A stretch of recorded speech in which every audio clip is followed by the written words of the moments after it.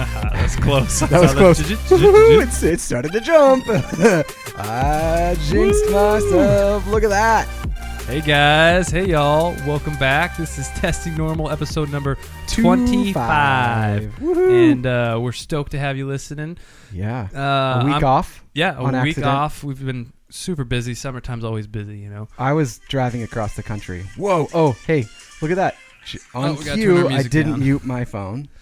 Episode 25, I'm Curtis. This is Jordan. I'm going to introduce you. Yeah, let's do it. And this is a podcast where we talk about anything and everything we want to. Boom. And today we have a very special guest. Yeah. Yes, well, we do first, before we do indeed. that, we were gone for a week for a reason. Oh, yeah, we were. And we were going to do a remote podcast potentially, but we didn't because, folks, it's hard to get fast enough internet and enough time when you're driving from Georgia back to Oregon. Yeah, George just drove approximately 2,765 miles driveway to driveway.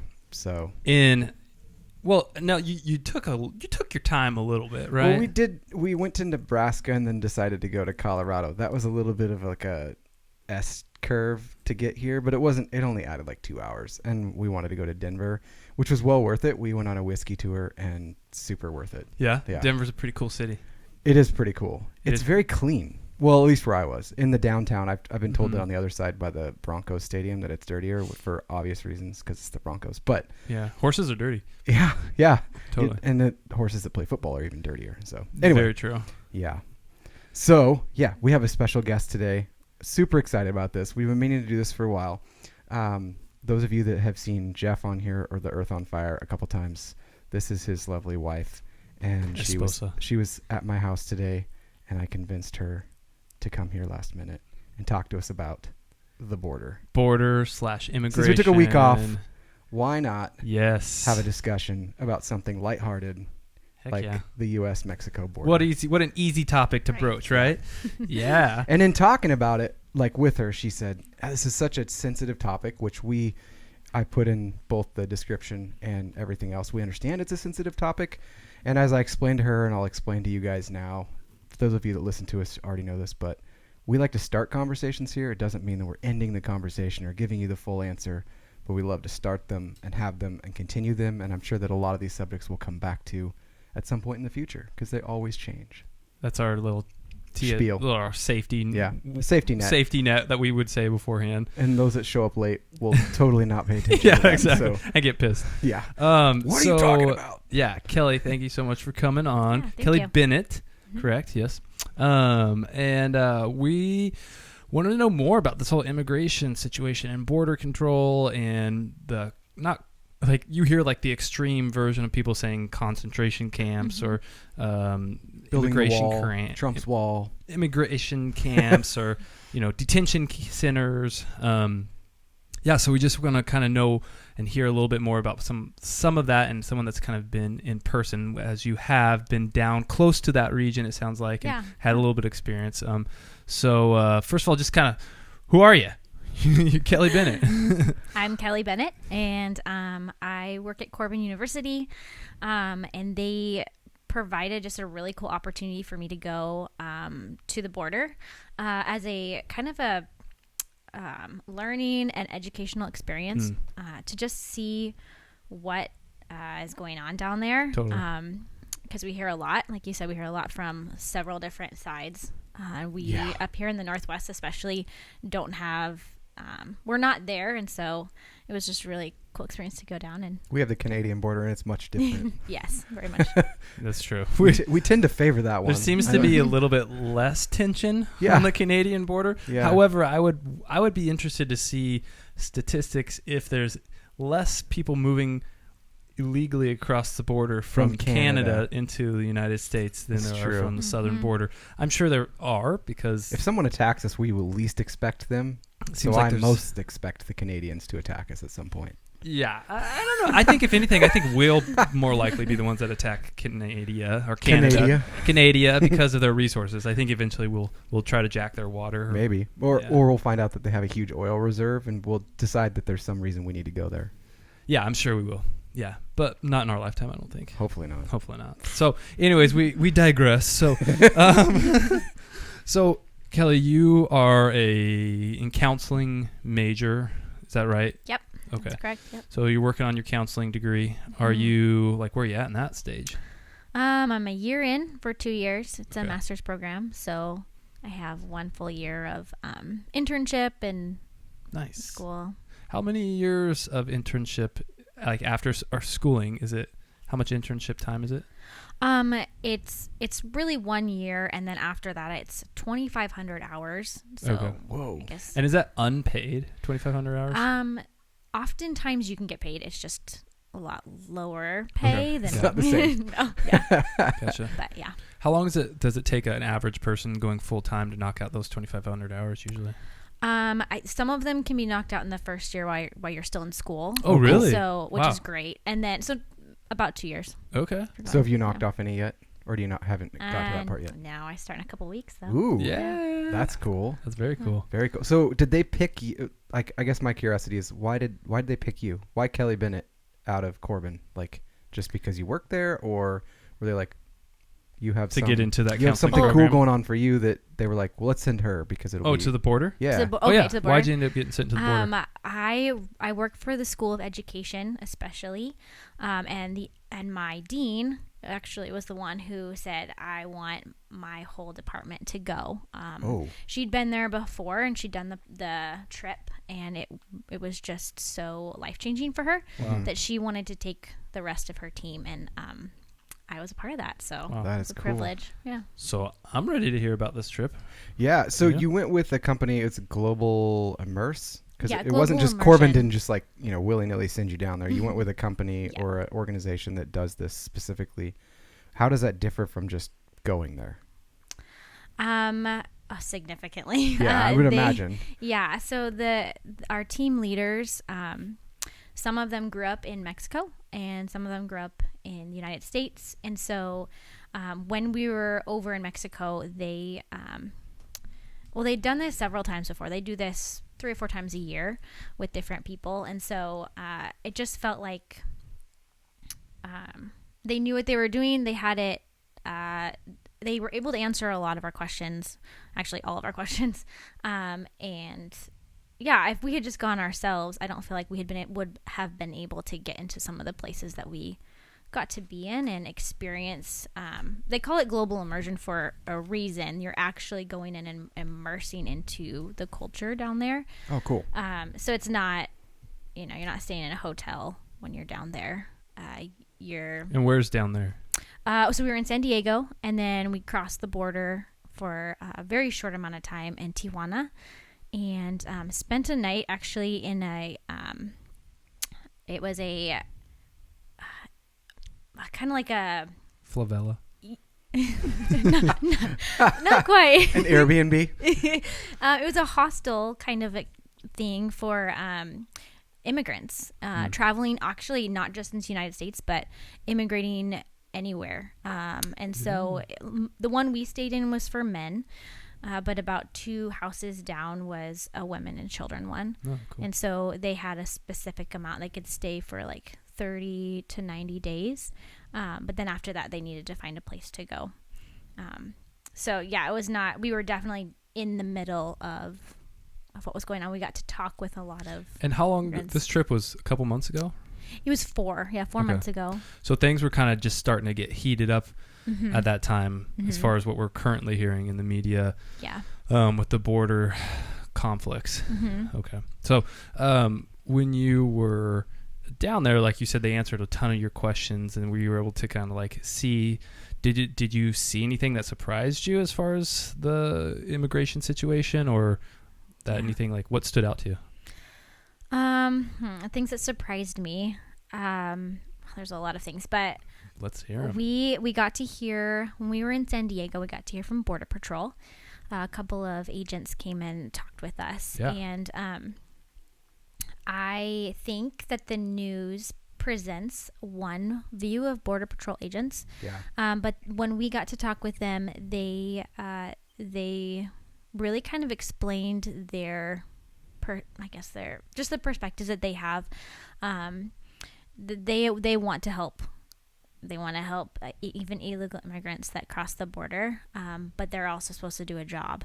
And so the two that we were talking with, they actually, both of them have kids, and they have both on multiple occasions brought clothes and blankets and toys from their home to the kids that they they interact with, that they detain maybe. Mm-hmm, okay. Mm-hmm. And they talked like you said, it's been 4 months, and so a lot actually has changed in 4 months. So when we were down there, the ICE locations were full, and they kind of explained why. They said that even 10 years ago, illegal immigrants crossing the border were men most of the time. And within the last 10 years or so, it's completely changed to women and children. And so all of the... do they know why? Like, or they suspect why? They don't. I don't remember, actually, to be honest. Okay. I know there's a lot of... Because that's a big shift. Yeah. There's a couple of countries down south. I know Venezuela is one of them. Mm-hmm. Right. That's that big conflict going on. Right. Honduras. And so I don't know if that's why. Okay. Yeah, so I couldn't give you that answer. But yeah, so the buildings were built for men, and so then all of a sudden you're getting children and women, and they said outwardly many times, we don't have the facilities to safely and adequately take care of these people while we're processing them. So yeah, that was surprising. Interesting. Yeah, so the as far as like the why, I think that is a super interesting question as far as what's changed and why has it gone from a significantly increased proportion of women and children to used to just be men. And there's definitely a higher number of people now that are seeking asylum. Yeah. Whereas previously, a lot of people that were crossing the border were doing it more for jobs and doing it more for the purpose of income. Mm-hmm. And in this situation, it seems like the number of asylum seekers has like exponentially exploded. Right. I would assume that would have been just because of like the Venezuela conflict and stuff like that. Like, I think people Venezuela, are like, but I'm out. But it's also like it's a lot of the other countries like Guatemala too. Yeah. And southern countries where there's a significant deterioration in the government's control over narcotic, drug lord rings, and you either basically have a life of your not in all the countries, but where these asylum seekers are coming from, you either have a life of you are on the side of the drug dealers or you're on the side of the government that's controlled by the drug dealers. Right. And it's just incredibly corrupted, and there's a little to no apparent hope for those mothers and children, and they're so like, we're out then, peace. Right. Yeah. And that's I think a big part of that. That makes sense. It is interesting. I was listening to a talk that this guy was giving that was like a statistician said that like the drug trafficking in states that had legalized marijuana had dropped by 75%. And so that would change significantly who's crossing the border for any reason. So that could be a shift too. Yeah. Yeah. I did a bit of research about this topic just because I really like to hear the interesting statistics and numbers about changes and where things are at. And there's a lot of really crazy numbers floating around right now about this whole immigration and detention centers and the amount of money that's involved with these detention centers. Right. And the privatization of these detention centers is really crazy. Really, really crazy. It's really crazy that we've had to get to the point where if you privatize it, it's got to be for profit. Almost, right? But I guess that's a tricky thing. It just works really well for prisons. The government never does not have a record of being good with their money, like showing like they're thrifty. Like it doesn't seem like the government has a good track record of being. They also aren't trying to profit. But they're not trying to profit. True. Yeah, they were talking about how like I was reading this one article from GQ, and they were talking about all reputable. Well, I mean, it's more reputable than some, but they were talking about how you frequently these different nonprofit go to GQ.com. Well, I got to make sure I'm doing the right shaving my beard right and everything. Yeah, that's right. Shave the right way. But they were talking about these different shelters and how in between 2015 and 2018, some of these different companies have like gained a lot of money off of these groups, these private shelters. And Walmart had made approximately from federal contracts about close to $1 billion between 2015 and 2018 from these private. Because of like goods and services, or well, no, like they are running like some of these shelters in husks of old Walmarts. Is this the article right here? Yeah. So at the top, yeah. So actually, sorry, I'm sorry. Let me take that back. That is GQ. No, it is GQ, but I'm going to take that back as far as Walmart. Okay. It wasn't Walmart specifically. It was a company called Geo Group. Okay. And there's another one, Southwest Keys Programs. So those two groups, Geo Group made $500 million, and then the Southwest Keys, they're purchasing and using old Walmarts and storing these people in these Walmarts, and they made about close to $1 billion from government funding, reimbursement from that. Now, who's to say what their net gain is, in those situations? But there's still a significant market for that. Well, and it's a tough subject too, because I'm assuming you saw some of the detention centers. No, actually. No. We didn't get to see a. Because it'd be interesting to see, like, you have to deal with it. That's the thing. Like, and I guess that's where the conversation gets really, really difficult, is if you have these people coming across the border, what do you do? Because I don't think that and this is my opinion, you guys can weigh in, but I don't think the answer is just let people in. That's a tough ask, because then it opens floodgates to anybody, but there has to be a process. So what does that look like? I don't know, man. I'm almost thinking about opening borders. Just all the way? Just everyone just goes across, like I go to Nevada and then no one asks me any questions? Yep. All I'm right. thinking about, here's my You're thoughts. thinking about doing it. It's funny how you made that statement. You're like, no, man, I'm actually thinking about making the call right now and just telling them to do it. I'm thinking about just making it happen. I kind of thinking about it along the lines of like Europe. So these countries or the EU, these countries have open borders. Mm-hmm. People can walk, they can stay, they can, be in that country. Now, does that mean that they have the same inalienable rights and privileges as a citizen of that country that they're in? Maybe not. But I think that if they have the availability to be in an area where they are having more opportunities, I think that they would then, for the majority of the people, take advantage of that for the net positive for that region. Right. Because they couldn't just go and stay and live there, and I think that's where people get scared. Is like, if I try to go to Mexico, usually you don't get bugged going in. I get bugged coming back into my own country. Right. Mm-hmm. That's where the line is at. I think the other thing that people have to recognize, and the twofold, the double-edged sword is obviously people are concerned about murderers and drug lords and all these terrible people potentially coming in that are going to take advantage of our system. But I guess the majority of those people aren't those, is in my head. And then I think about the simple fact, like if my kids, if I was in a region where I know they had no hope after when they grew up, they were either going to go into the drug trade, or they're going to go into something, or already are, or they had no opportunities. They're being, their lives were being threatened daily.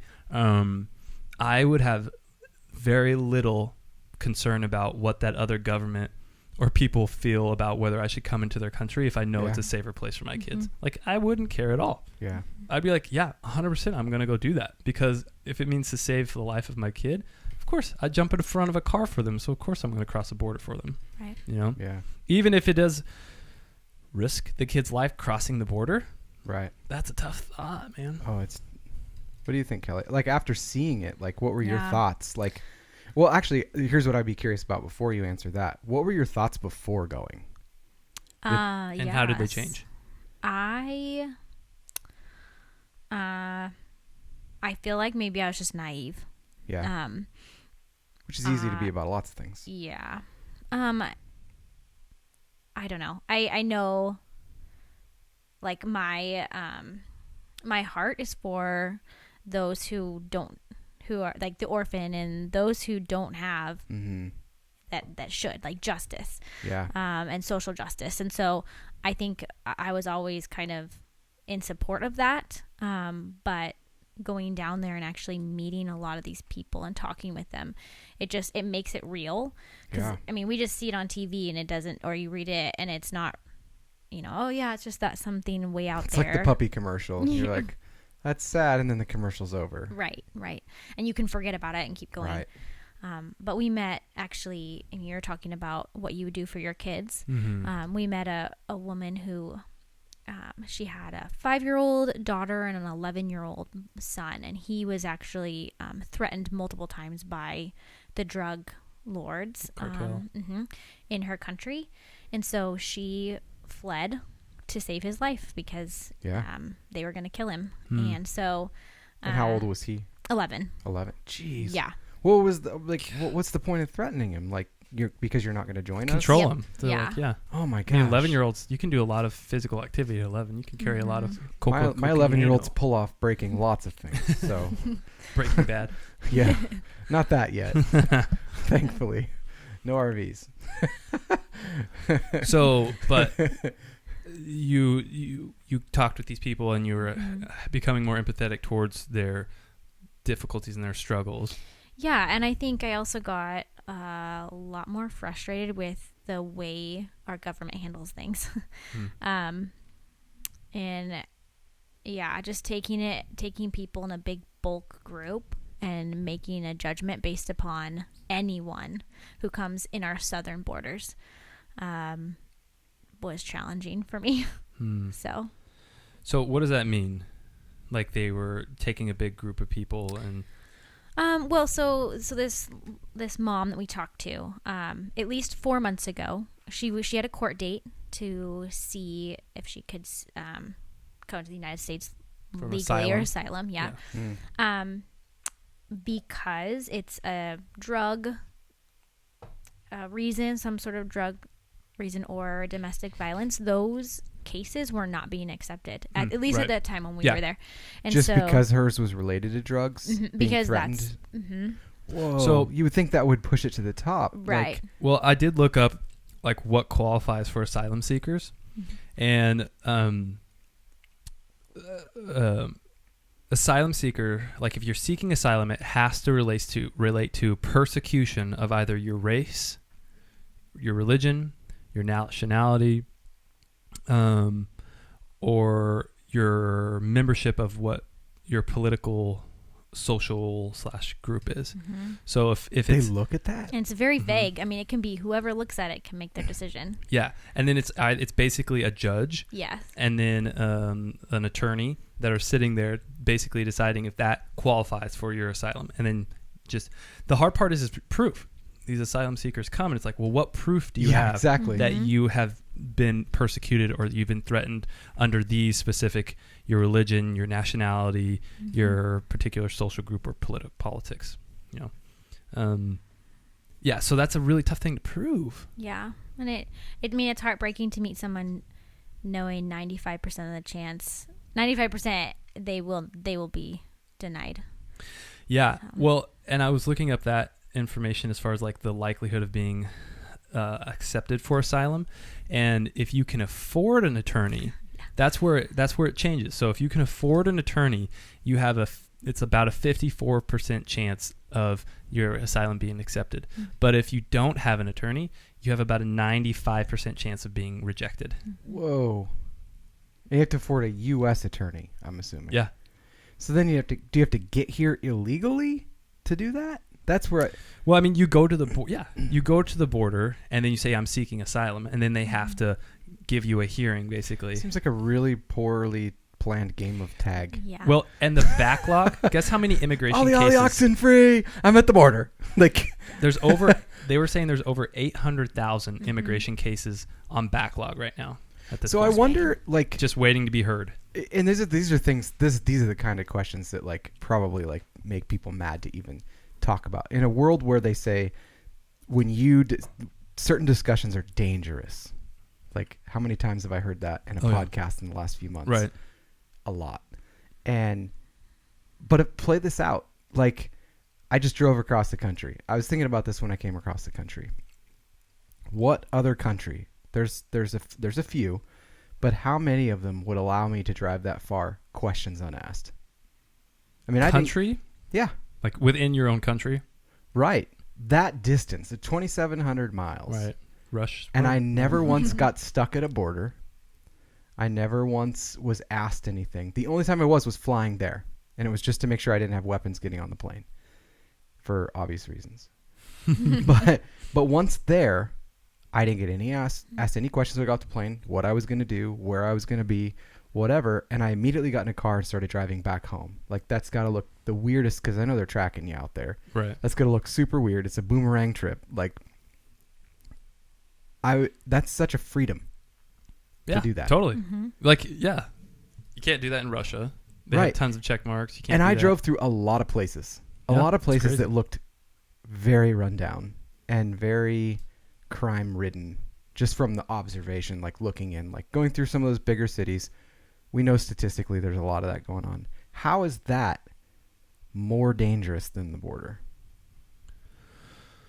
Or less, I suppose. So, Do you understand what I'm saying? Like, are we really. doing this out of fear, I guess, is my why big do we have a question. border? Is that what you're saying? I know why we have a border. I mean, there has to be a line, like, that this is who, like, 'cause there needs to be some authority. I get that. That authority provides some safety when it comes to justice. If all people want justice, whether or not they say they don't want to be judged or not, they want justice for most things. So there needs to be a line of who's in authority. But how is that any worse or better at those borders versus across our whole country? We've got criminals. I know that we haven't caught them all, right? And we close the borders off to people that really need help, based on what? Yeah. So the I heard a really interesting line of talking about current day people saying, like telling Americans, if they don't like their government, they should leave. Mm-hmm. But then those usually are the same people that are telling asylum seekers they should stay and fix their government if they don't like it. Yeah, that doesn't. And I saw that quote, and it doesn't totally hold up. So but I think what people have done is they've taken like things that, like, Trump said this week, know, and he's being a racist. I, for one, it is my opinion, probably an unpopular one, I don't think it's a racist statement that he made. No, I think it's a stupid statement. I don't think it was a smart statement. Yeah, no, it wasn't the way to do it. He wasn't necessarily wrong. He's just not good with his words. No, man. he's terrible. He just says things and he doesn't think about why it wouldn't come across so In his well. defense, I don't know that I would do any better. I don't think it was a wise tweet. No, I think you definitely or series of tweets. would say things far more. I don't know. Far more of a finesse. I'm certain you would. Actually. I'm not having to deal with people that want to storm Area 51 and all that kind of stuff. Ooh, which I am excited to talk about. Dude, okay, so speaking of borders, interesting though. So don't come in here, we'll shoot you. Yeah. Not the Mexico border. That's specifically talking about Area 51. Yeah.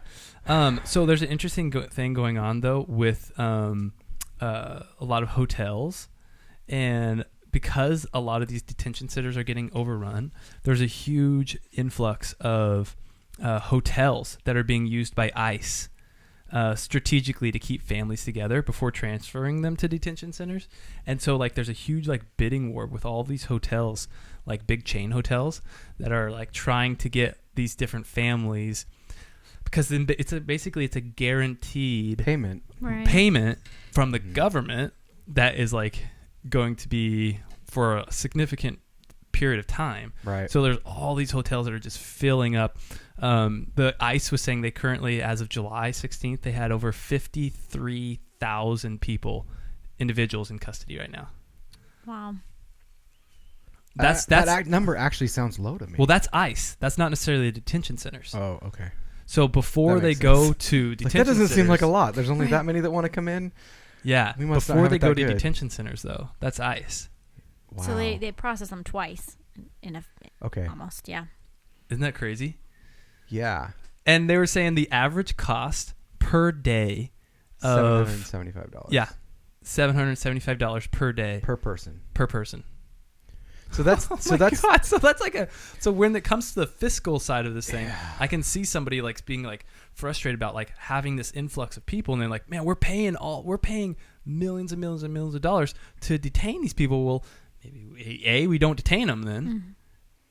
Or, yeah, that's where it gets tough. Like you either have to just say no and turn them away, or let them in. Otherwise, it's just going to created a problem. Mm-hmm. So there's really only two answers, which is no, go back, you can't come in, or come on in. And it gets challenging too, because that's very a black and white answer. You can't send them back to Mexico because a lot of them aren't actually even from Mexico. Majority of them aren't. So that then makes it even more difficult. Yeah, so it's a challenging question. Especially so if they're coming from 5 or 6 different countries. Yeah. That complicates it significantly. But I guess, I don't know, Kelly, when you were at the border and you were talking with these asylum seekers, did it seem like they thought that they had a lot of chance, or like when they came, were you able to ask them, like, did you think that this was going to work? Did you think like coming to the border, like you were going to be able to be in America and not have to have any difficulties like getting in? Yeah.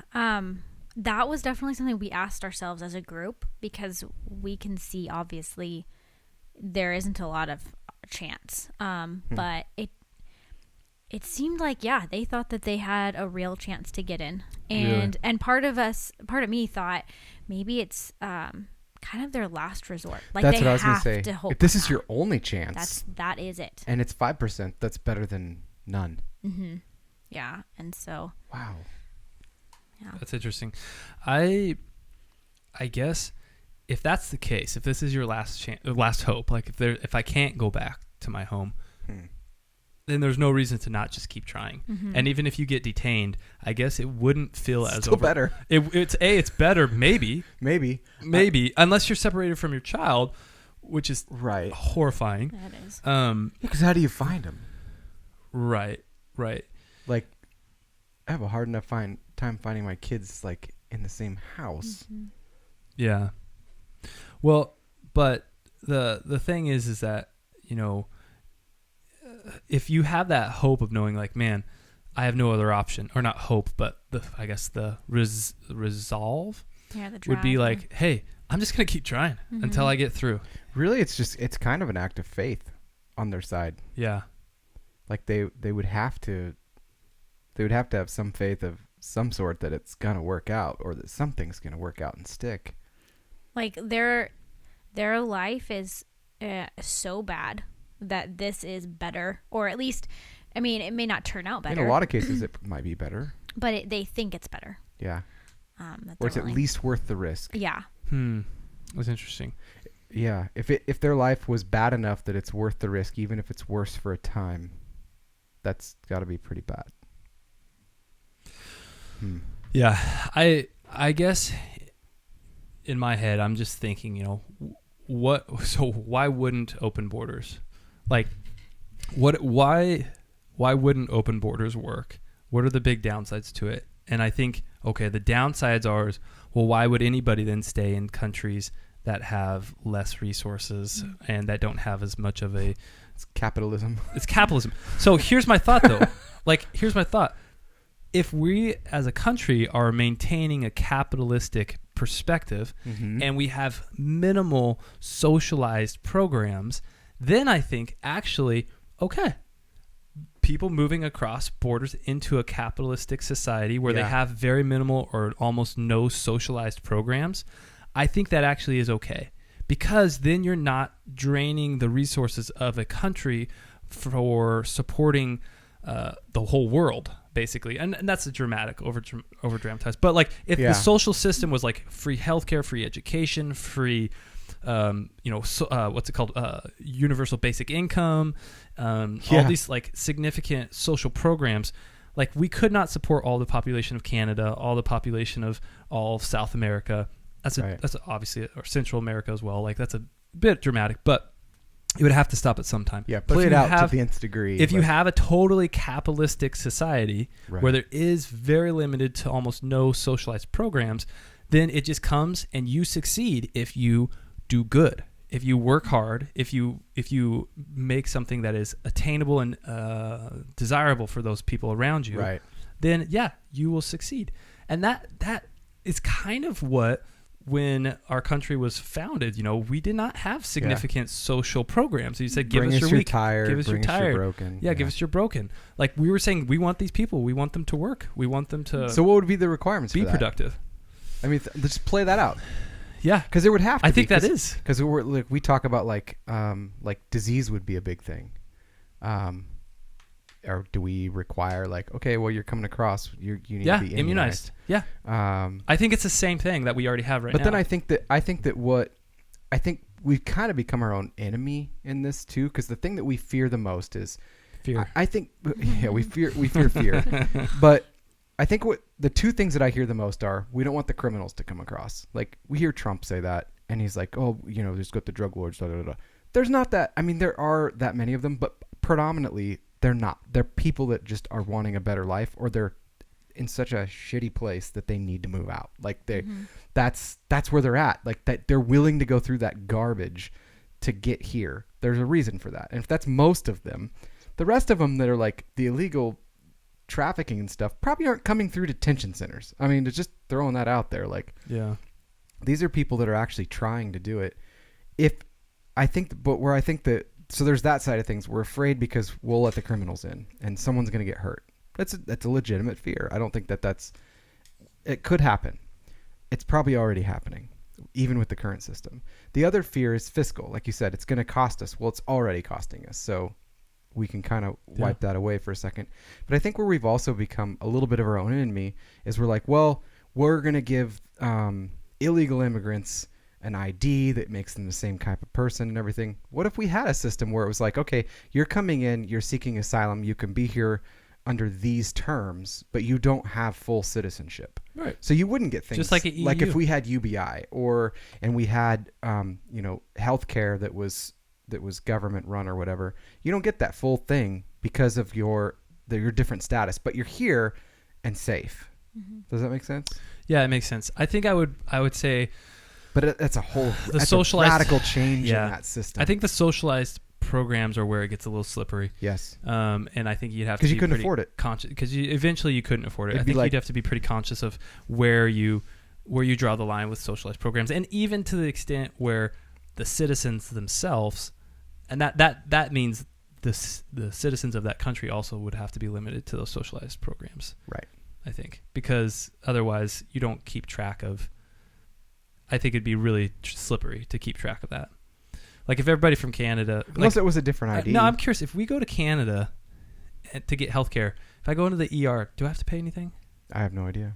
That's a good question. I read there was a Reddit post the other day where a guy in another country, I don't remember which country it was, but he actually went to the ER because he got hit by a car or something like that, and thought he was going to get struck with this astronomical bill, and it ended up being like $50.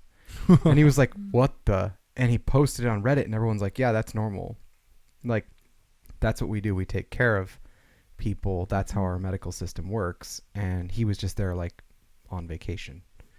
I don't know if that's how it works in all the countries, but like you said, that's kind of that's the slippery slope too. Like you could bankrupt yourself. Not that we aren't already bankrupt as a country.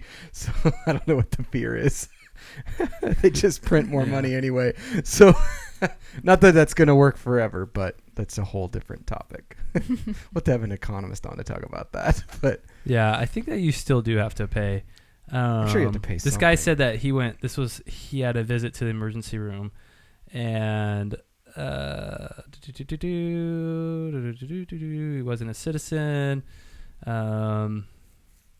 He said for an appendectomy. Well, that's an odd thing to run to a different country for. Yeah, well, his appendix burst or something like that. Well, you could just go home. Yeah, he got a bill for $2,000. That's probably still cheaper than here. That's like super cheap. On insurance here. Yeah. Right. Yeah, exactly. That's the copay Right. in the U.S. and Yeah. it actually costs $27,000. Dude, yeah. Talking about costs of healthcare is I can actually speak to, I believe that's about what my son's cost. My wife could clarify, but It's ridiculous. on insurance. Yeah. I don't remember Well, how much it was. It was there's too much. thoughts about that I would have. I honestly, like, if we have, here's where socialized healthcare makes sense to me. I actually like the idea of socialized healthcare. I really do. But it only really works well if you have a finite or if you have a controlled population. If you don't have a controlled population, So your open border thing doesn't work with socialized. no, you can't. I don't think you can have. Yeah. I don't think you can have both. Well, I guess going back to what I was saying before, like I was in Colorado a few days ago, and it said we won't sell you liquor if you have a horizontal driver's license. So some states print their driver's license horizontal for minors, and so they get the same driving privileges and they get to go on the same roads and everything. But when it's printed horizontal, you cannot fake that ID to be over 21, and they don't get one that's vertical or other way around. Other way around, yeah. They don't get one that's printed, this way until Horizontally. Yeah, whatever. You know what I'm saying? Like normal, Hashtag like science. yeah. Portrait versus landscape. So they don't get one until they're over 21, and then they can go in and they reissue one. So what if they did something similar to that? That was that a full citizenship ID gets you those things, but if you don't, then. And would you have the opportunity to earn that full citizenship? That's great. question. But once they're here, then the process can begin, and they could work in limited. Maybe they could work in limited ways because we have more jobs than people right now. Like we're in that kind of an economy. So currently, to get citizenship or residency is extremely difficult in the United States, and almost impossible to get full citizenship unless you have some really like extreme skill or rare talent, like Or juggling, lots of money. or absurd amount of money. yo-yoing. Yeah. Even Is if that you a like, skill? right? Yeah, no. But like Shoot. even if you have, it's really crazy. Like I have a really good friend, and she married a man from India, and they've been married I think for at least 3 years now, maybe a little bit more. And he still can't even get a visa to come visit. And he has no priors, no bad history. Probably because someone nothing has like a that. really big beef with But- a tech support guy that they talk to, and they're like, not letting that guy. Yeah, in. but he's talking to different people. Not everybody has a beef with tech support. That's okay? true. Well, it's interesting. Not everybody has a beef with Bob from tech support. Okay. Is that your real name? I thought it's interesting because, and maybe I'm, I don't know, maybe this is not correct completely. So you tell me if you've heard something different. But from what I've heard, when you're trying to get your U.S. Like visa. Or Yeah. There's so much paperwork that by the time, I mean, we know how the state and how the federal government works on paperwork. Super fast. By the time you get to maybe step 4, step 1's already expired. So then you got to go back to step 1, complete that paperwork Oh my again, gosh. go to, step 2, step 3, step 4, step 5.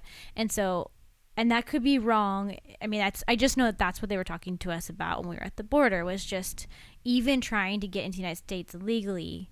A lot of times your paper, because there's not enough people to process that, because you said there's 800,000 backlogged, even that. So even if you get it all right. That's so interesting. Yeah, that's. I have a couple of pictures here that Kelly sent me earlier. I'm really curious. I intentionally waited until further into the show in case. Tell me there's when other you're people ready. I'm ready now. Okay. And maybe you could tell us a little about these. Ooh, is that in San Yeah. Diego? Actually, that's in Mexico. That's in Tijuana. Because I say it looks like it's going the wrong way. And it's so the Tijuana side of this is the border wall. Yeah. One of them. So in You could just swim right around that. yeah, except for, and I didn't include a photo, but if you look, well, maybe I did, but if you look through these metal posts, oh, there you go. Yeah, there you go. There's another wall.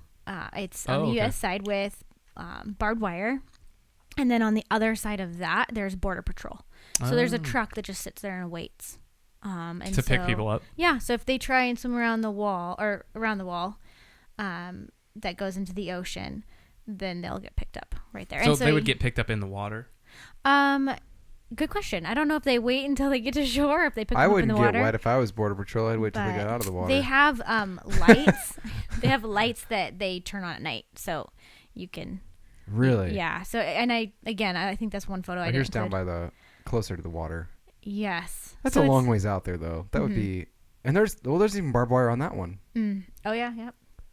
Dang. And then there is the metal plates. If you go back a couple, that.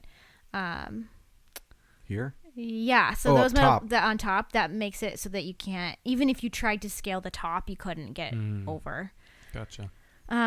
But it's very interesting. This is almost like a graveside or emotional process for the Mexican people. So I see people that are up just next to it. Are they getting pictures with it, or what are they? That's actually a park, and so in Tijuana, everything goes right up to the wall. They're not afraid of the wall. As you can see, they paint it beautiful colors, and so those people they might be tourists. They might be us who are privileged to have a blue visa. I mean, a passport, but they could just be. Those people are getting a picture. You can see. Yeah, some of them. Yeah, but it's just a and city they're just park. playing on the beach right next to it. That'd be so bizarre. And then if you look on the other side, I mean, San Diego doesn't come close. No. They're miles away. It's not Can't even see it. They don't want to have to see it. So, why is there What is this one? Sorry. Yeah, that one you have to zoom in a little bit, but there's actually, you can see there's more than one wall. Oh, yeah. Now I see okay. it. And in some parts... So on the right, is that the U.S.? Left. The left is the U.S., yeah. So you can see, like, on the right, they build almost all the way up to the wall. And then on the far left side... Can you imagine have your garden another... just right up next to the border? Like, yeah, well, may as well use all this space we have. Mm-hmm. And in some parts of, I would say the United States, because it's on the it's on the left side of the copper wall. Okay. But in some areas, they're building even a third wall, and as if just for fun. Maybe they've had too many crossings between the two. I see the lights in this one. Yeah. Those are big and bright. That would be annoying. Well, what's interesting, Kelly, really interesting, like you brought up, is like most of these... That Zevia's getting to you, man. I know, I got the burp. Sorry, guys. Most of these asylum seekers, they're not coming from Mexico. Yeah. And that border is Mexico. Right. Right. So, of course, the Mexican residents are not all. Obviously, there's difficult parts in Mexico as well. But more people in Mexico are living, you're not seeking asylum than are. What is this one? This is just going near there's the wall. That's on the another left. one where you can see Mexico's right up to the border. Okay. And then, so this is in Mexico then. Yeah, but you're driving right along the border. Oh, that is right weird. there. The city's just right up next to it. So, Kelly, after that trip, that experience, did your views change on whether there should be more leniency with having freedom of passage between the two borders?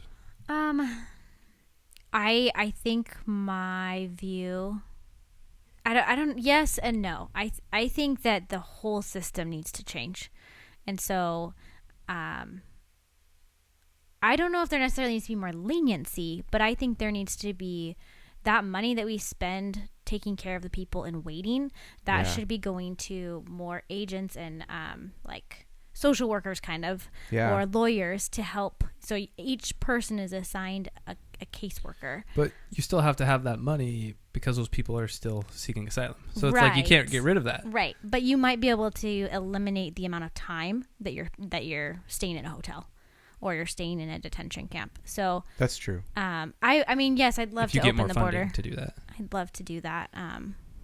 I mean, actually, I even heard that more illegal drugs cross over legally than illegally. Oh, I believe that. And so, yeah, I would love to have a more open border policy. Mm-hmm. I wonder, though, this is another... I was thinking about this a little bit ago, and I totally forgot to say it.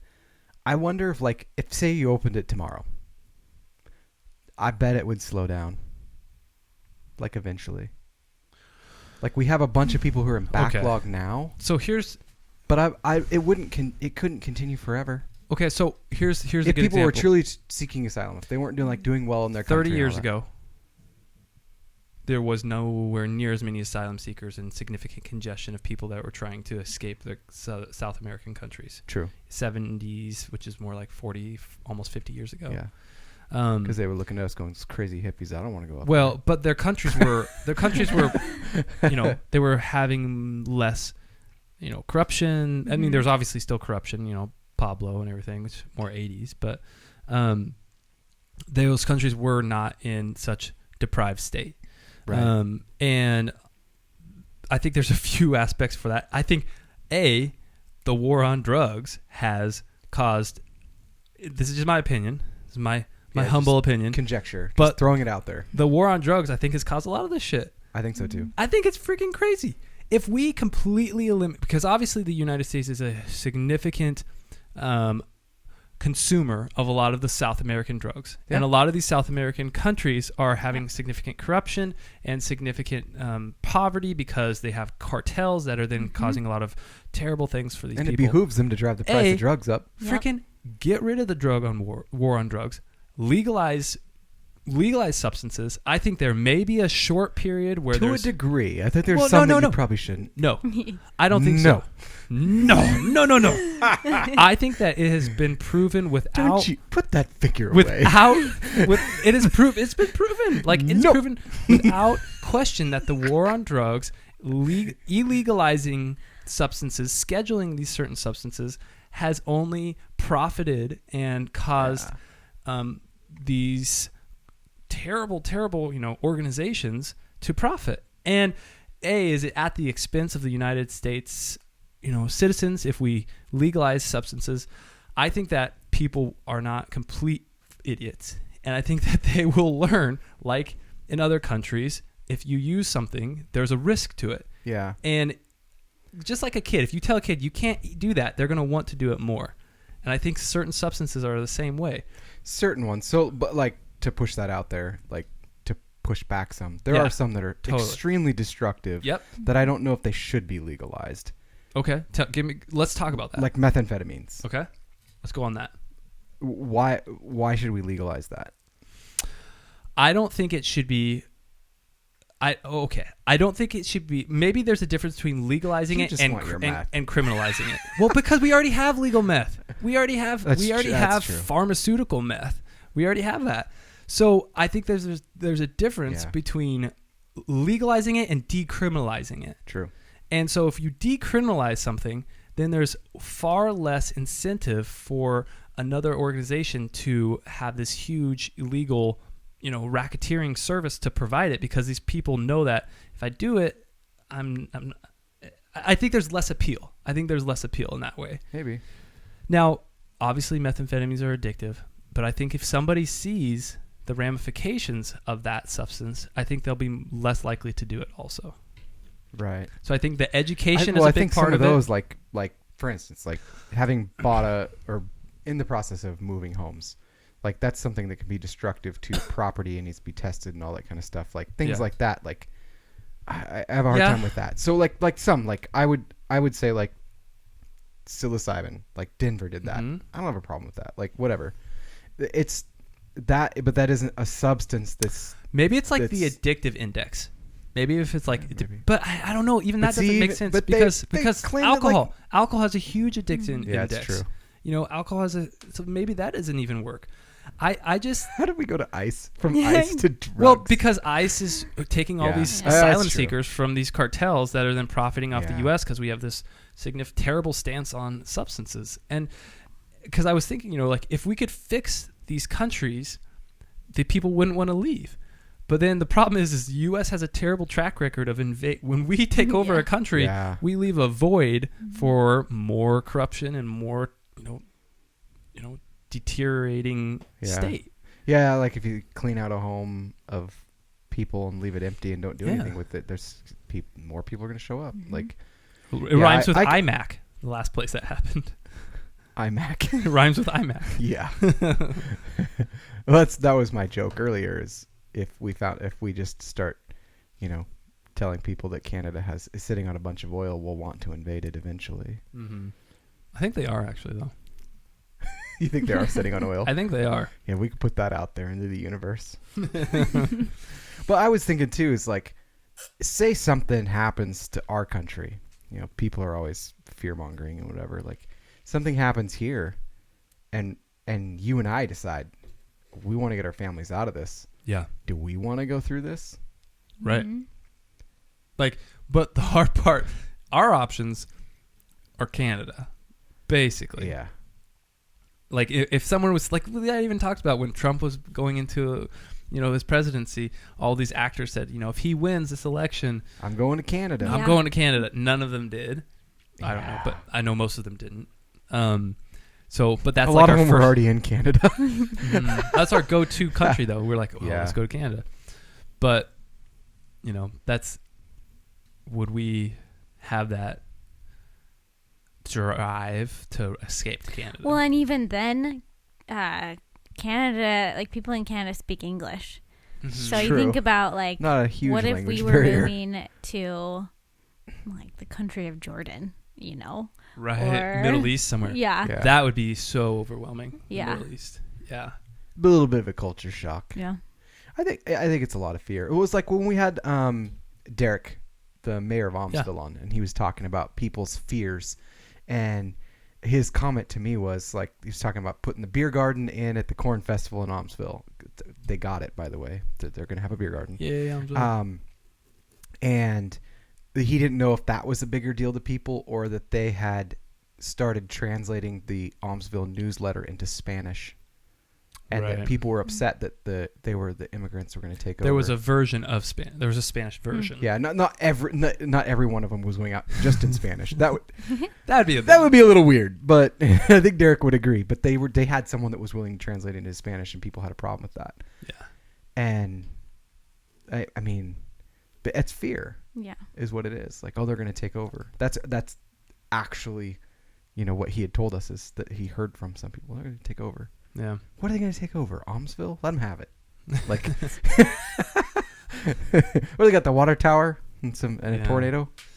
I don't know, man. Well, speaking about taking over, I just wanted to give a special note today to the takeover of Area 51 and the current Facebook not fanatics, but I guess fans of joining this group, and they're trying to get like 1 million people together, right? You heard it was a joke to start with, right? It started as a guy that just wanted to, and now he's trying to get him to not do it because he's concerned that, like, I'm going to get in legal trouble if people end up dying over this post I made. I'm going to go to jail. What was it? We were sometime in September. Kelly and I and our spouse were hanging out earlier today, and we were talking about how ridiculous it is that people believe some of the things that they believe on the internet, and they don't know how to recognize satire. Like, I've gotten articles from The Onion from people before, and they're like, "Can you believe this?" I'm like, "No, I can't, because it's The Onion," and they think it's real. That they believe this, like it actually has to be marked satire. Mm-hmm. Like, I mean, it should be anyway, and it probably was, but the fact that people bought it, they're like, "Let's go get some aliens." Yeah. So let's break it down real quick. People go to, they were talking about this, 1 million people. So the amount of people that live so the closest airport to Area 51 is Las Vegas. And the amount of people that live in Las Vegas, I think it said it was 700,000 people and all that surrounding area. Okay. And that's including, I think it could be including the uninhabitable land of Nevada. Yeah. So then they're saying, hey, let's take 300,000 more people. I've driven through there, and it is, and there's small little single roads. So 1 million people. Yes. That's how many people live in Portland, Oregon. Take 1 million people and try to all get them onto these tiny roads. The congestion that it would cause, the amount of like just pure like deaths from just getting stuck in the desert. 1 million people, they would basically just kill themselves by just trying to get there. Oh my gosh, I know. I was thinking it's like the solar eclipse times 1 million. Yes. And just people camping out in tents. But I didn't think about restrooms. Right. Yeah. Yeah, that's a lot of poop and pee on the desert floor. Yeah, we call those landmines. No landmines, guys. No landmines. That's hilarious. It's a lot of sand, though. So that's true. Big kitty litter box, basically. Mm-hmm. Yeah, takes care of it all. Yeah. So do you think they would actually shoot him? If let's say hypothetically, 1 million people figured out how to get down that road and how to line up and how to storm it. They would shoot them with non-lethal to the point where they would be so deterred that they would turn around. Do you think that it would look bad on the country? Like that people would be like, "Oh my gosh, the United States is killing their own Dude, people." you know what? If they kill their own people, it might look bad, but they might think it's the people are stupid enough that here's the thought that I had kind of about this. I kind of like it. I kind of, in a really twisted way, I kind of do too. I like the idea. It's really stupid, and I wouldn't do it. Of the government not having absolute secrets from its citizens. Mm-hmm. Yeah. Like, I understand the need to protect state secrets that are potentially life-threatening to its agents or to its citizens. Yeah. But I don't like the idea of there being these huge, massive complexes and what are they organizations protecting? What are they willing to shoot their own citizens over? Right. Like what? That's the question that I start to ask. I'm like, they're willing to kill people. Right. On their own soil. I don't know if I agree Haven't with done the that in a while. state having that much power over its people. Like, here's what I would like. I would like there to be citizen representatives. Like, I know there's representatives in Congress. That's what a congressman is, and a senator and everything. But no. Random Joe Schmo. There needs to be a minimum of 100. I think at least 100 citizen representatives. Like jury duty. You got it, Kelly. And they have the responsibility to be able to, I don't know, maybe keep secrets, but like be exposed to the deep state secrets so that they are holding the government in check from basically fraudulent and that's what our representatives are supposed to do now. But I don't think I see what you're saying. I don't think it works. No, I could tell you with 100% accuracy that it does not work. Right. Like, it's not keeping things in check. Like, so I know that's what congressmen do, and I know I'm sure there's people listening that are screaming, "Oh my God, that's what a senator does. That's what all these committees do, subcommittees." Yeah. No, I want Phil from Circle K. I want Steve from Costco, from the lumber mill. Oh, Costco. I want Bob. Steve works at Costco. Steve from Costco. Okay, Steve from Costco. I got it. I want Kelly from Corbin. I want these people to have like not been elected officials, just to have some like that's significant. You want to talk about. Was it balances? Checks and balances. You have to be you have to be able to explain this to Joe Schmo. It's like when it says like there's a subreddit that's just explain it to me like I'm 5. Yes. I love it because people can't answer that. They really don't know the subject. That's what I love about people like Neil deGrasse Tyson and stuff. Yeah. He takes these huge cosmic ideas and he spells it out for a first grader and says this is the way it is, folks. They should be able to do that. Because otherwise, they got a lot of stuff going on. Absolutely. And probably most of them don't even know what's going on there. But my first question was, they're willing to shoot people going into there? Why? Oh, I don't know. Everyone has got to be asking that. Yeah, that's exactly what I've been wondering. So that's why does it matter? Why not be like, oh, you're going to storm it? Fine, here you go. Look. Some other crazy things that I wanted to bring up from this week are okay. First of all, super bummer thing. There was a dad, and he was golfing, and he had a 6-year-old daughter in the golf caddy, or the golf cart, and he was 20 yards away, and he went to hit and struck her in the head, and she's gone. What? No. Yeah. Can you fathom? How could you live? He's a bad golfer. Like that's big slice. Slice. I'm guessing she wasn't like downrange. Mm-hmm. Yeah.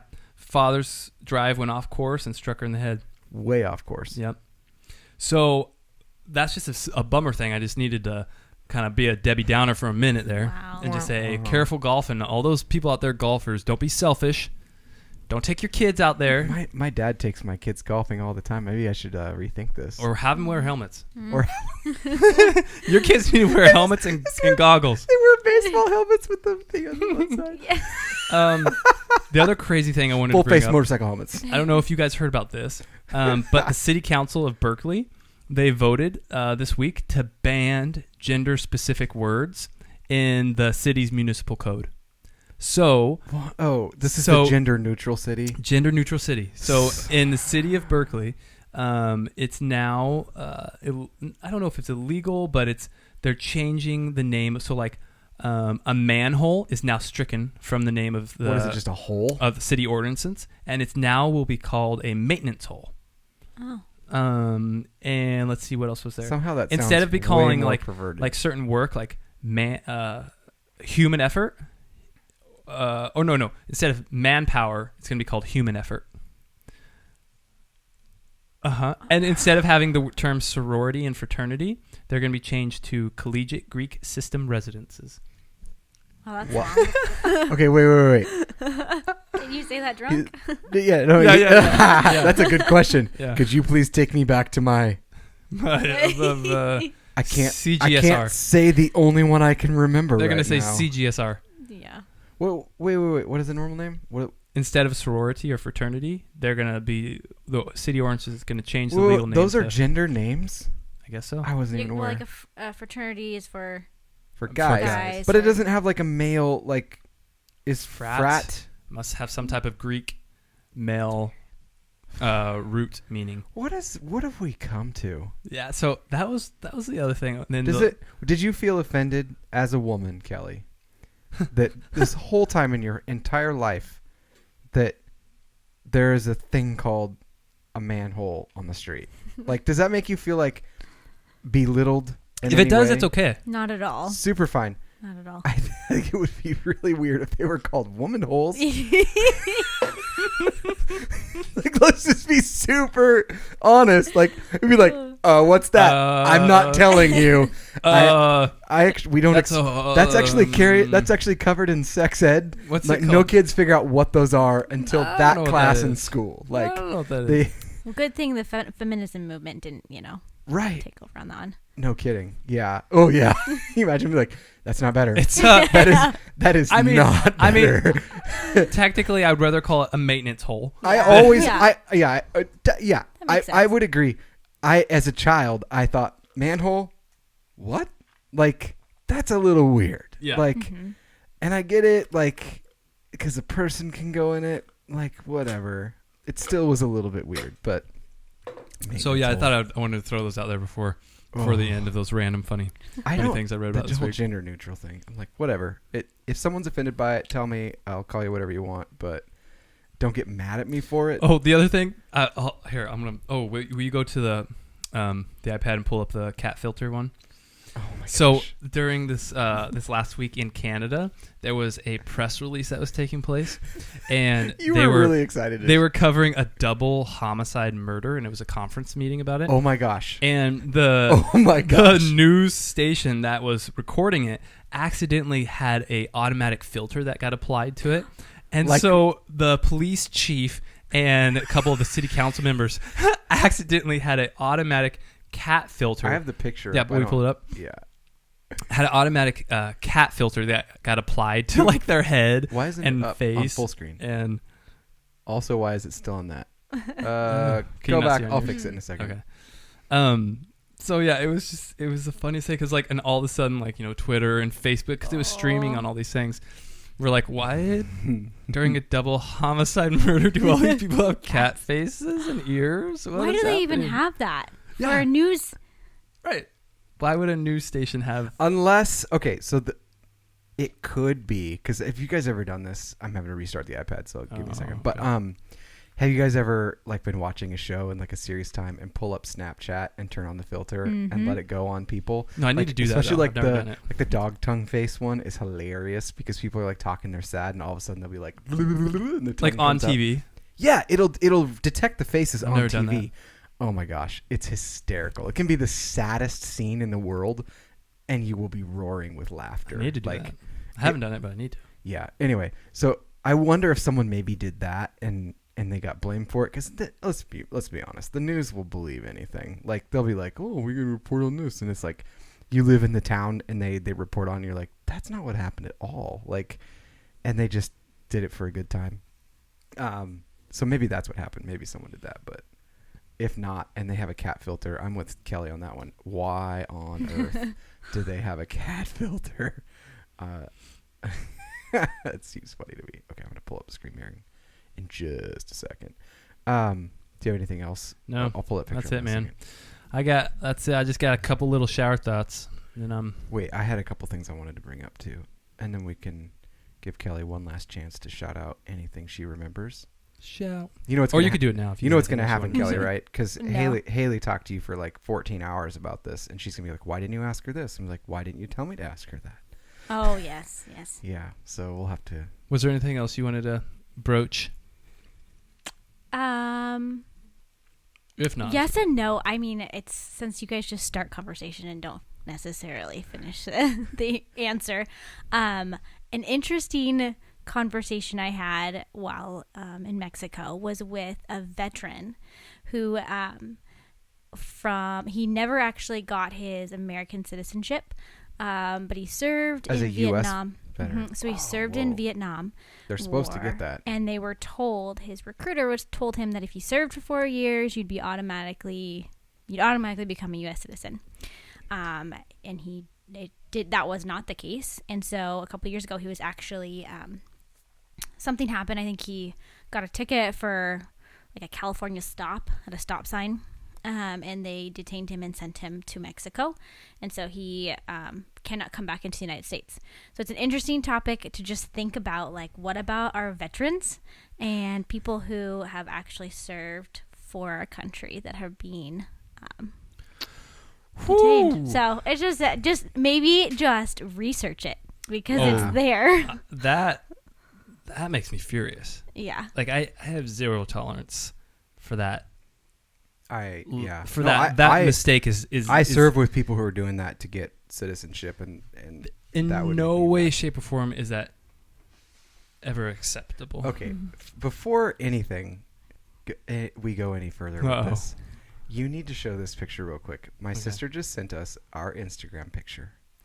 Okay. Do we need it? Did it get? No. Looks like it got written wrong. It did. She said, "I am not familiar with anything called teeting normal." Yeah. So good. Hashtag teeting normal. Yeah, we just started a new hashtag. That's a folks. good one. I'm gonna add testing normal with teeting normal. and I'm not teeting deleting You should teeting create normal. the new word. What does it mean? Teeting I normal. don't know. I think it's like if you work on a dairy, this is like normal production. I don't know. It's just a guess. Cat filter. Yeah, I want to see everyone this. got to see our Oh notes. my gosh. Um, You're gonna have to zoom in a little bit. So I'm gonna zoom in. It's gonna happen. Check this out. see if you can see. it. No. Yeah. What was she talking about again? Like something Double serious. homicide murder. As a cat. She was a cat burglar. Oh, You know, it works wow. sort of. That's embarrassing. Look at the creepy van. Like, why is it always a van? Why do vans always get a bad rap? Like, Oh, it's because they're really good for moving bodies, probably. That sounds. probably. Oh, here's the. It actually. I'm not gonna play the audio. Oh my gosh! Yes. Yeah, Oh, that is fantastic. it's ridiculous. Oh, people who are not watching need to go look at these pictures. The links will be in there. Oh, that's wonderful. Any other subjects you wanted to hit up real quick? Or Okay, number one, Kelly and I actually talked about this earlier. There is a city, and I can't remember where it's at, where they are trying to battle homeless from their park by playing Baby Shark, and It's Raining Tacos on an infinite loop at night. Like just wow, blasting that's it through an interesting Imagine. psychological warfare. Yeah. Right. Ooh. Yeah. That's interesting. And then another person brought up a really good point. They're like, well, yeah, what are they going to do with all the 2-year-olds who are drawn to the park? Where the homeless are sleeping. It's like we used to have a homeless problem, but now we have a bunch of toddlers and no parents. That's hilarious. That's a good one. I like that. Another article I saw this week, I because my dad was here. You remember Yeah. the gift he gave us? Yeah, which was great. Thank which you. is great. I still haven't gone. Five Guys. Curtis went like the next day. Destroyed Five Guys. So good. Destroyed me the next day. there But was- it was amazing. There was an arrest made at a Five Guys restaurant, and it was because 5 guys got in a fight. Oh yeah, I heard about that. 5 guys got in a fight. 5 guys got in a fight out of 5 guys and got arrested. Right, it's too They're good. probably fighting over who got the fries next. Like the fries were coming out slow. Not enough peanuts. Yeah, it just yeah. Yeah, I didn't have a lot going on this week. I mostly was just It was a busy week. Ooh. Remember when we talked about toilets Yeah. and the mirrors? Like could you go if you were have you heard about this? The one-way mirror toilets. You sit inside and you can see out but no one can see you. Mm-hmm. Like could you do it? Like I think I'd enjoy it. You do? I think I'd enjoy it. Now I would not enjoy it if I couldn't see out but everybody could see in. Yeah. No. Oh, That's That awful. would be stressful. That would be some anxiety. That's awful. But look at this Japanese toilet that I found. It's an aquarium. That is cool. Love it. Now, what would be terrifying is as you flush, you see the debris flow behind them. I was just thinking, I was like, whoa, floater. Like, there it goes. It's a toilet, guys, that's surrounded by a giant fish aquarium. Yeah. That's like, 2.5 feet away from you. It's all surrounding you. It would be horrifying That's if it was like peaceful. huge sharks. That'd be awesome. Like, it would scare the shit out of you. Scare the shit out of you. Let's see if I had anything else. Interesting article. I haven't read much into this yet, but there is an award-winning lamb that's under investigation for performance-enhancing drugs. So we even test our animals these days. Oh yeah. That's where we usually practice these drugs on first. Oh, when I was driving back, I was perusing Reddit because I had a lot of time driving. I found this extremely interesting, and I haven't read into it, but kind of a crazy idea. There is a company that's working on an EpiPen, in quotes. So it's not an EpiPen for that purpose, but it's a similar type device for spinal cord injuries. Mm-hmm. And an injection of nanoparticles that can prevent the body's immune system from overreacting to trauma and potentially preventing some of the spinal cord injuries from resulting in paralysis. So when you get these injuries, you have an EpiPen that can be applied shortly after. Is it actually epinephrine? No, but it's that same idea where it's just a quick application. What are they giving you?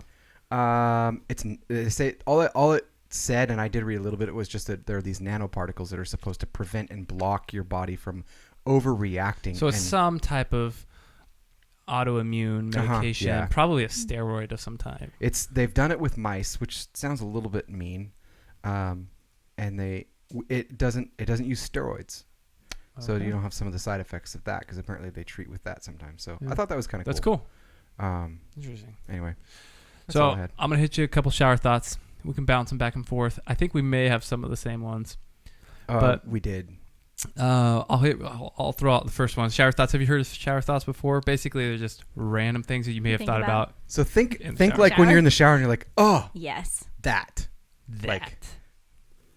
And a lot, just as a side note, a lot of these aren't from us. We just hear them and think they're hilarious. Occasionally they're from us, but most of the time my first one actually is one I thought of. Oh yeah, nice. Yeah. So I'll go first. Something that would be genius is having a clear toothpaste tube would make a lot of sense. Yes. So you know how much was left. It's way easier to see. Yeah. I often there's a theory that says so if you cut something in half and then cut it in half, you do that for infinite time. I feel like that with a toothpaste tube. Yeah, when a toothpaste tube gets down to the end, it feels like it's never going to run out. There's always a little bit more. Yeah, always. But if it was clear, you'd know. Yeah. You've run out now. Yeah, you're done. It's over, guys. Yeah. Let's do it. We should make one. Make it really hard to read the label. Here's mine. Virtual reality gives us the ability to occupy and interact with two spaces at the same time. I realized this when I ran into a wall. Yeah, that's a good point. That's a good point. I like that. So I don't know if you're familiar with John Wick. Mm-hmm. Probably one of my favorite movies right now. It's kind of like... Do you want to know a secret? Huh? I've never seen any of them. What? I haven't either, actually. I just watched John Wick 3. I would assume. It was so good. But John Wick is Neo had he taken the other pill. So instead of taking the blue pill. What if that ends up being He took the red pill. the real story? Like that's actually I know. We're in a simulation, you mean? Yeah. Well, yeah, he is, not us. But I'm saying like he Oh, if is. that's what John Wick turns out to. Yeah. That would be awesome. I would love that. Yeah, it'd be way better than Matrix 3. That'd be amazing. Yeah. When someone dies doing a dangerous hobby, it's acceptable to say that they died doing what they loved. When someone dies to addiction, evidently saying that same thing is not a good idea. Right. Oh yeah. Right. Because the thing is that maybe they truly don't love it. They hate it, but they can't stop itching it. Maybe they're trapped. Yeah. Yeah. Yeah. That's like, who was it? Dimitri Martin. Right. Peeing in a pool and peeing into a pool are much different things. Right. It's all about location. Or drinking a certain amount of water is good, but then too much. Or what was it? That wasn't funny. No. But there was something about drinking like a... Yeah. What was it? He said drowning would be a bad way to die, but probably a little bit better if right before you were extremely thirsty. Yeah. You're like, okay, just a little bit. Whoa, no, I got enough. Drowning would be a bad way, but not if you were super thirsty before. So like news anchors always greet you, and they say good evening, and then they proceed to tell you why it's not a good evening.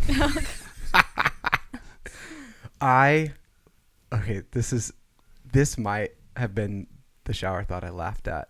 That's all the shower thoughts I had. More on my own than any other one, and I've seen it a few times now, and I still laugh. If you've gained weight and nobody wants to mention it, you are the elephant in the room. Touche. Yeah. Yep. Yeah. That's a good one. I like it. Let's see. I have a few more. You can steal some of mine. I don't care. Let's take a look. See what you got. The most unrealistic thing about Toy Story is that after 14 years, Woody still has his hat. That's true. That's very true. That's so true. I give my kid a toy, and like 15 seconds later, there's an accessory missing. Like I think I'd gotten, it was Crosby, I think, got him a toy, went to Buy Mart, and he shot the missile out of the toy and lost it like in the nuts and bolts. Like never found it. Oh shoot. Like literally within 15 minutes like of getting that toy, it was gone. That's terrible. Yeah, it is. One thing that I do like as far as like thoughts as far as time goes is, and I have thought about this a couple times, is the reason why kids do have a terrible time like grasping the concept of time is because like when a parent says 5 minutes, it's never actually 5 minutes. It's usually like 10 minutes or a half an hour later. It's our fault. They're like, so like the reason our children suck at telling time is because we're really bad at being consistent with that. Being consistent with it for sure. Yes. As family, it's nice to be considered a friend, and as a friend, it's nice to be considered family. Oh. Isn't that funny? Yeah. Kind of works both ways. Yeah, it does. My last one I'm gonna just throw out there. We kind of broached this subject earlier, as far as regime changes. That's why I was. Yeah. I'm so really? glad you're reading this one. Okay. Yeah. But I think it is a very good idea to spread the idea that North Korea has huge oil reserves, because that will guarantee a regime change at some point from another country. It's seriously true. It's like, we need to get rid of him now. Like if they had oil reserves, boom, we should just go get them. Yeah. Let's do it. Let's do it. I'm good, man. You good? They do have oil reserves, don't they? I don't think they got much. No, yes, they do. Oh, yeah. No, they do. They do. Totally. You're totally you're already failing My at bad. this. Yeah. We gotta keep that up, man. I'll have Misi help me with that. Kelly, thank you so much. Yeah, for coming thank you so much, Thank Kelly. you. It was Thanks for having really, me. really fun to hear your insight. Thanks to Jeff for Great. sending you here so he can work on music. Mm-hmm. Jeff does he have a new album coming out? Did he say that today? Or he is going to be having an album come out soon? That's my understanding. Okay. Yes. You're like, I hope so. That's what he told me a while ago. Yeah. So maybe we'll have him back on. But Yeah, he sent you here. And, well, I guess you were like, I don't want to listen to that anymore. Mm-hmm.